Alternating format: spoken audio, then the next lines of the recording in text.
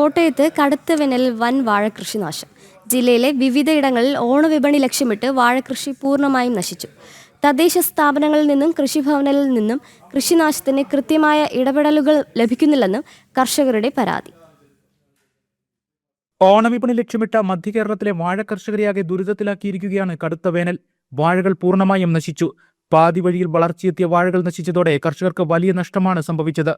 പഞ്ചായത്തുകളിൽ നിന്നും കൃഷിവകുപ്പിൽ നിന്നും കൃത്യമായ നഷ്ടപരിഹാര ഇടപെടലുകൾ ഉണ്ടാകാത്തതും കർഷകരെ ദുരിതത്തിലാക്കുന്നു. കൃഷിനാശം സംഭവിച്ചപ്പോൾ മുൻവർഷങ്ങളിലും കൃഷിവകുപ്പിൽ നിന്നും യാതൊരു ഇടപെടലുകളും ഉണ്ടായിട്ടില്ലെന്ന് കർഷകർ പറയുന്നു. ഈ പറയുന്ന തദ്ദേശ സ്വയംഭരണ സ്ഥാപനങ്ങൾ പാടെ കർഷകരെ അവഗണിച്ചിരിക്കുക.